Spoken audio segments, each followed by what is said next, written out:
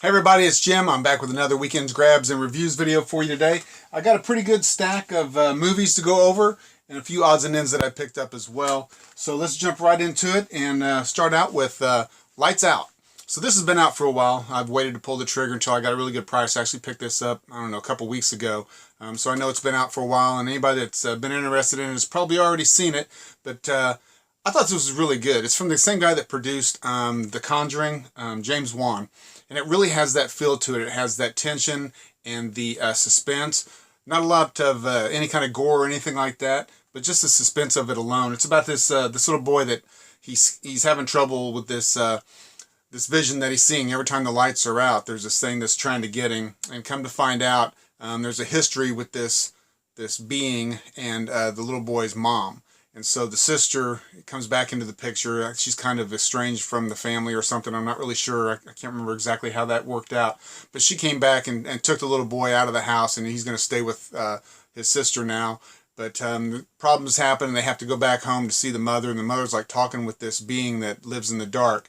And so there's a pretty good twists and turns to this movie. The special effects are pretty good. It's amazing how they do it with the lights on. You can't see anything as soon as they hit the lights off. I mean, there's a silhouette of the boogeyman or the woman that's lurking in the darkness. Really good movie. I would recommend it. If you like The Conjuring, you'll like this because, like I said, it has a lot of the anticipation and the slow build up and the tension to it that The Conjuring had. Next up is The Magnificent Seven. Saw this in theaters. I really enjoyed it. Has a great cast. You know, Denzel Washington, Chris Pratt, Ethan Hawke. It's kind of a throwback homage to the original Magnificent Seven. Of course, the characters and the things that they can do nowadays in the movies is much better.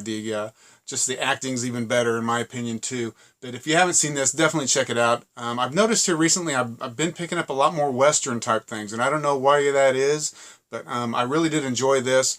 It's just basically about a woman whose husband is murdered in town by a land baron. It's the same old thing that most Westerns are built around. A land baron that's trying to get everybody's land, and so this woman's husband is killed, and so she hires Denzel Washington to come and take care of this guy. So Denzel throws together a group of men, 7 guys in total, of course, Magnificent Seven, and they go to get vengeance and free this town from the corrupt land baron that's trying to take over.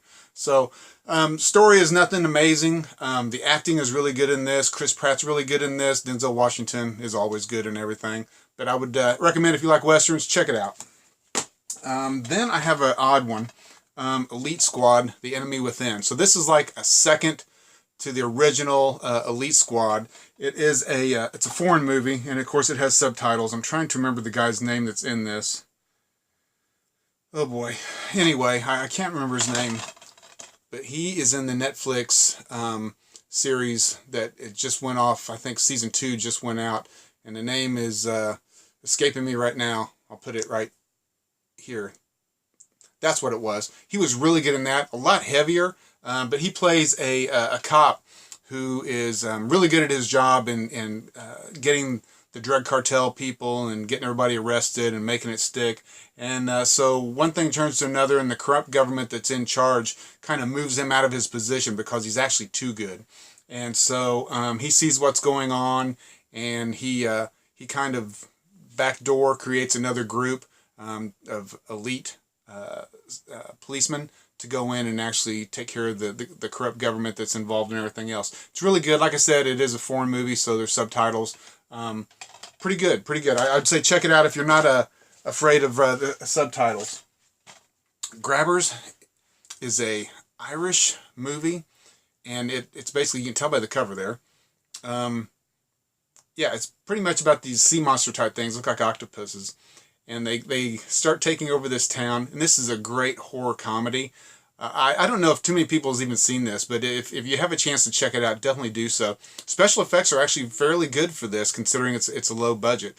But what happens is they kind of live off the blood of humans. And so, since it's in Ireland, there's a lot of drinking going on. They discover that the more alcohol content in the blood system, the more these monsters don't like it. So you're pretty safe as long as you're drunk, and therein lies the comedy part of it. Great acting in this. Like I said, the special effects are really good too. But if you haven't seen Grabbers and you're a fan of horror comedies, definitely check that out because it's a good one. Okay, so I recently got set up for 4K. And so, well, I'd like to show you what I got. Recently got set up for 4K. And so the very first 4K I picked up was The Suicide Squad. I actually like this movie a lot. I know it took a lot of heat. I know Jared Leto's Joker's not in it as much as everybody says, and I agree with that as well. I think his Joker was fantastic. And I was kind of thinking that the special features would actually have more of that. And I was really disappointed that the extended version didn't have more of the Joker in it, at least that I could tell. But the special features showed that there is so much more Joker footage out there. So I don't know why they didn't include him more in this. But I know that they wanted to build up the actual Suicide Squad themselves, but there's so much Joker footage out there. It's just really crazy to me that they didn't put him in there more than he did. Everybody knows what this is about, so I won't bore you with that. I will tell you, though, that the 4K transfer on this is not that amazing. If you've got the Blu-ray, just a regular 1080p, is actually pretty good. The 4K, it's such a dark movie anyway. A lot of it takes place at night, and it's just a dark, overcast feeling and subway stuff and tunnel stuff. The 4K doesn't really have an opportunity to shine the way that it should. So for this to be my 4K movie, I was really, really let down. The movie itself is great. The transfer is nothing to write home about. Like I said, the Blu-ray is pretty special just itself. And so since I got the 4K and I was so upset that the transfer wasn't as beautiful as possible, I went ahead and picked up just the Blu-ray with the lenticular cover that was only available at Target, I believe, is where I got this. This one actually has, like I said, the lenticular cover. It's got the booklet with it. I just figured, why not? It's got a really nice picture on the back. It's just a nice collector's item to have. And like I said, I'm not mad at the movie. I thought it was actually pretty good too. So I went ahead and picked up the special edition Blu-ray as well. Next, The Jungle Book. This is currently on Netflix, and if you haven't seen this, this is an amazing, amazing movie. I really, really enjoyed this. I put this in for the grandsons originally, and after I started watching it, I was like, I got to buy this. This is just incredible. The special effects on this, the CGI, is really, really good. The story is a little bit different than what I remember it from the old Disney cartoons, but if you're a fan of The Jungle Book, this will only enhance that even more. It takes it to the next level. The story and the CGI, like I said, it just takes you over and pulls you into the story. It is so, so good. I really enjoyed this. So if you haven't seen this yet, do yourself a favor. Just check it out on Netflix if you're not sure if you want to buy it, but definitely check it out. Next, I picked up the remastered version of Phantasm. This came out. Of course, it's got the beautiful slip on it. It's got like a foil. I think you can kind of tell that. It's got like a foil slip on it. And I had to pick this up. I'm a fan of the Phantasm, the first one anyway. The rest of them, not so much. I don't know why that is. A lot of people are just goofy for the whole series, but me, not so much. And actually, the brand new one that they just did, it came out with this one as well. And I didn't even pick it up. I really don't know if I will. I read some reviews, and you either love it or you hate it. I haven't seen too many people saying, nah, it's either or. So I might pick it up. I believe it's called a Ravager, Phantasm Ravager. But this one, if you're a fan of Phantasm, definitely look for this. I've noticed that the slipcover is starting to disappear on these on the shelves. So if you wanted the one with the slipcover on it, your chances of getting that are pretty slim right now. But definitely a good pickup. The transfer is pretty good on it, and the slipcover makes it worthwhile. Then I picked up Rob Zombie's 31. I'm a huge fan of Rob Zombie. Love his music, love his movies.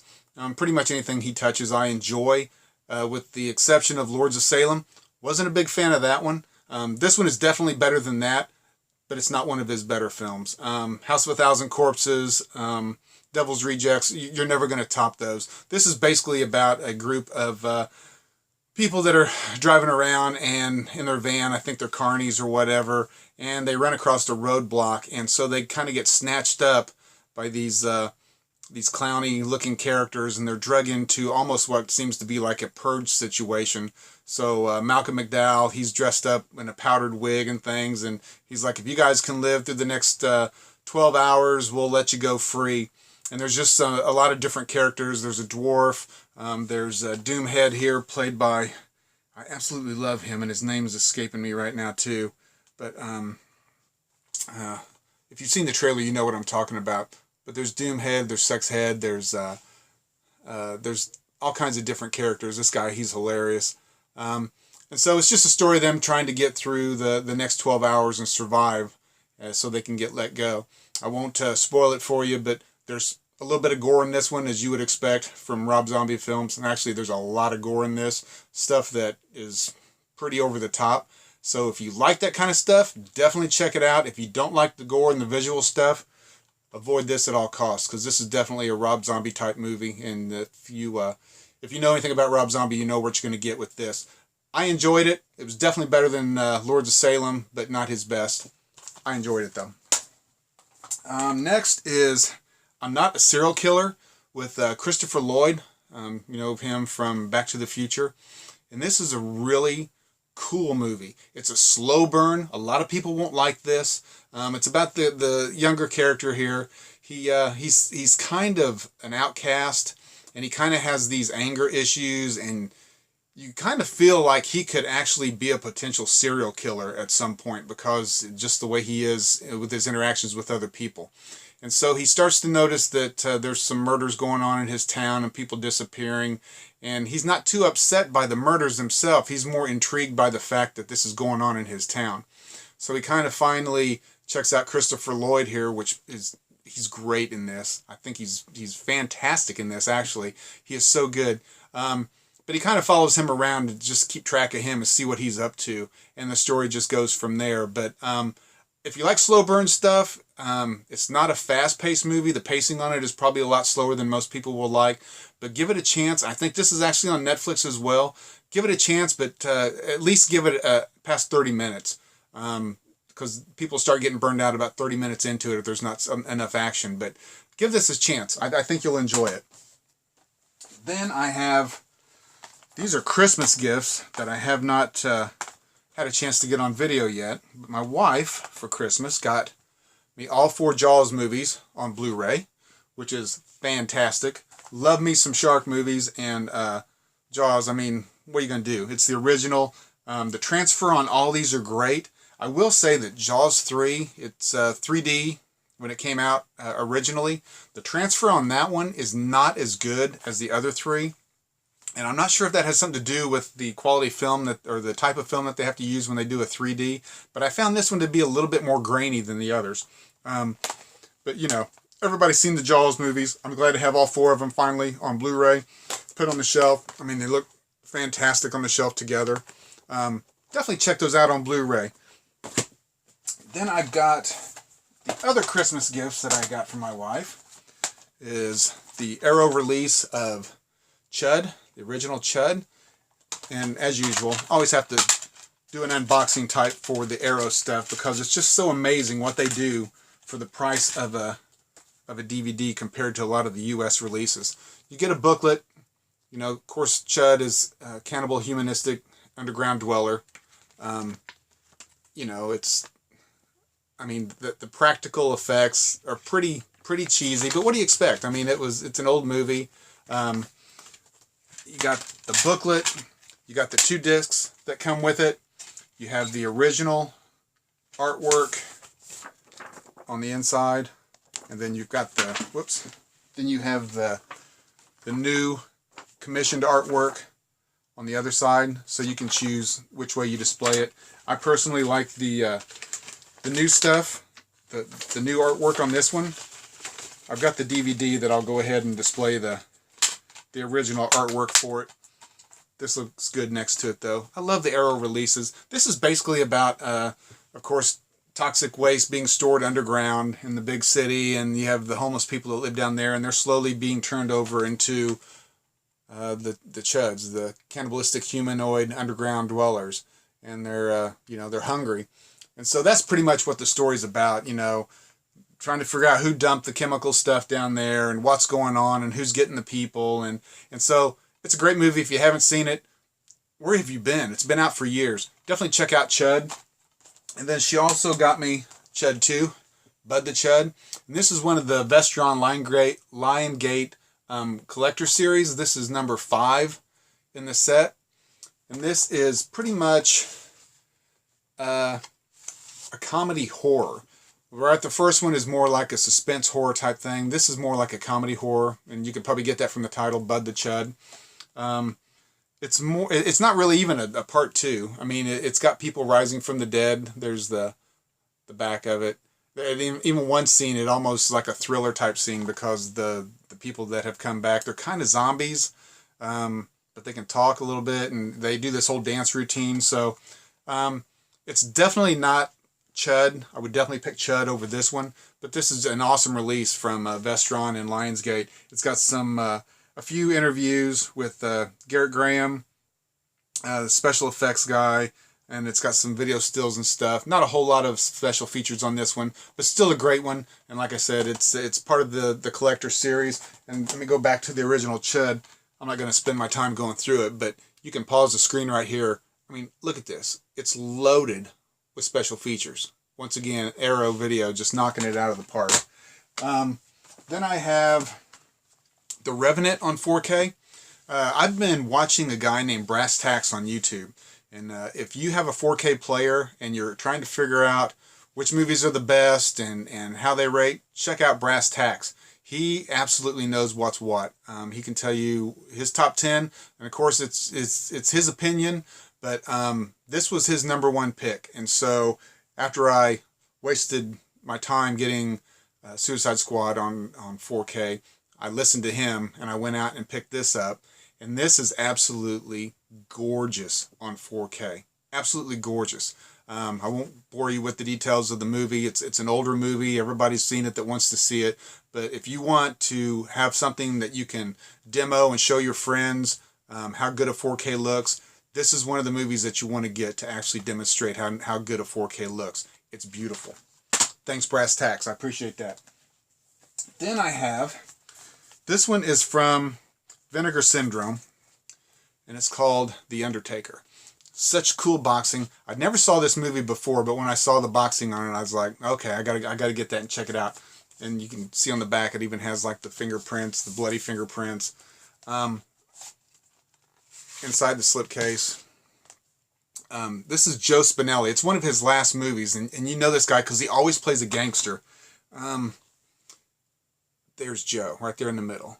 You know that guy. He always plays a greasy, mobster or something like that. This movie is absolutely horrible. I can't even lie to you about that.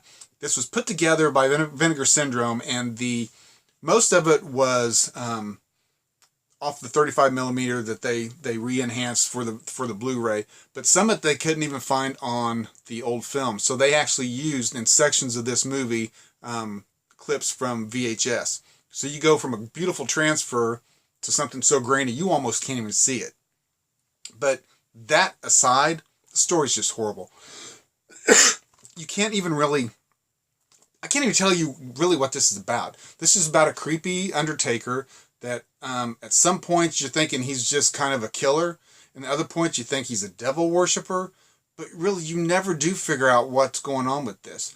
He's just killing people because he likes it, or is he killing them because it's a devil worshipping ritual? I don't know. And the end is totally ridiculous, but it comes with a cool slipcover. So, with that said, it's going in the collection. I'll never watch it again, but man, does it look good. Then I have Valley of Violence. This is with John Travolta and Ethan Hawke. And this one was actually filmed before Magnificent Seven. Ethan Hawke looks pretty much exactly like the same character. So this was filmed before the Magnificent Seven. Magnificent Seven came out before this one, because this one I think just came out last week or the week before. But this is pretty much about Ethan Hawke's character. He's left the army. You kind of left to wonder if he left, if he just snuck out or if he was discharged. You're really not quite sure what his backstory is. He's traveling with his dog. He gets to this town. All he wants to do is get some supplies, get a drink, and get out of town. Well, he runs into the town know-it-all, the big shot. And so they have a little interaction, and Ethan Hawke ends up getting in a fight, but he leaves town. So he's awoke later that night with some thugs around him, and they end up hurting his dog, well, killing his dog actually. And so from that moment on, this turns into John Wick the Western. I'm not going to say that it's the best movie I've ever seen. The story pretty much, you already know what's going to happen. You know who's going to live. You know who's going to die. Acting was really good in it. I enjoyed this. I really did. John Travolta, this is his first Western, I believe. I thought he played a really good good guy that was kind of forced to be a villain because his son was a villain. But if you like Westerns, if you like Ethan Hawke, and if you want to see John Travolta play a cowboy, this is the movie for you. Then last, as far as the movies go, Hell or High Water. This is with Chris Pine, Ben Foster, who I absolutely love, and Jeff Bridges. Jeff Bridges is awesome in this. Jeff Bridges plays a cop that's trying to find these two bank robbers, which is Pine and Foster. So during the movie, there's kind of back and forth, past to present, and you kind of figure out that these two guys are bank robbers, but they're doing it for a good reason for the most part. They're not hurting anybody or anything like that until later in the movie when things kind of spin out of control. But Bridges is you know, he's going to get them. And it's just a cat and mouse game. You're kind of rooting for the bad guys in this one to a point. It's a pretty good movie. I would definitely recommend seeing it. There's kind of moral questions in this one, whether you, like I said, if you're rooting for the bank robbers or not. But definitely check it out. I thought it was really good and worth checking out. Okay, some comics I picked up. So, Rocket Raccoon is back with another run, Grounded. This came out with multiple covers, so I went ahead and grabbed it because I'm just a huge fan of Rocket, and so I'll buy just about anything that he's in. I didn't pick up anything really old. These are all newer titles. And this one, I don't know why I picked it up. Scooby-Doo Apocalypse #1. And so I think I picked it up just for the idea that the Scooby-Doo crew could actually look badass. I mean, look at Shaggy. I mean, is that not awesome? And it's actually not a bad read. It's pretty good. I think they're way up in the series now. I think they're probably on like 11 or 12 or something like that. I just picked it up just to see what it was like. I picked up this one just because I absolutely love the cover. I don't know anything about it. I haven't even cracked it open. It's just called Reborn #1. There were multiple covers on this one too. I just picked the one that I like best, and we'll see. I'll definitely get to reading it, but it's pretty cool. One of my favorite series that is going on right now is Hillbilly, so I picked up Hillbilly #4. And if you haven't checked that out, definitely check it out. It's pretty good. And since I'm a fan of the movie and I saw this, I had to pick this up, Wolf Cop #1. So, love me some Wolf Cop. I believe Wolf Cop 2 is getting ready to come out on Blu-ray soon, so I can't wait for that. If you haven't seen Wolf Cop, definitely check it out. It's a great horror comedy. I also picked up a pop of Conan. This is the PX Previews exclusive. This is the war paint version. There he is there. There's some multiple versions of this. There's one where it's just him, and that's the standard. And I think there's a FYE exclusive or something that he has blood splattered on him, but I kind of dug the war paint one. So I got that. I picked up this mainly for my grandkids, just to horrify them, but I'm keeping it. I don't care what you think. This is Sammy. He's awesome. He's a little fur kitten, little soft furry kitten, but if you make him mad, he definitely goes to the dark side. So it's fun when you get the kids and they especially don't know what's coming, and you have them pet the little kitty, and then all of a sudden he goes evil on them. Made a great video, I can tell you that much. And then last but not least, I picked up the amazing, fantastic, incredible Stan Lee. So this is a biography that is basically a comic book format. So it shows Stan Lee from his humble beginnings all the way up to current times. And the amazing thing about this book is, if you've seen any of the Stan Lee unboxings, so Stan is actually doing a bi-monthly subscription box of his very own. It's not affiliated with anybody else. This was actually in the first box that went out. I picked this up at Half Price Books for $6. And it's amazing. It's a hardback book. It's really cool, really, really cool. So when I saw the contents of the box itself, I was really bummed because a lot of things in there I really wanted. Then I saw that at Half Price Books for $6. I had to pick it up. I couldn't resist. I'll be expecting my Stan Lee box that he's in association with Nerd Block to do an exclusive box that has like 10 items in it or something like that, not to be confused with his own box. So I haven't pulled the trigger on his box yet. It's kind of pricey. I think it's like $60 or something like that. I don't really remember what it is, $50, $60, but it's a bi-monthly subscription, so it might be doable.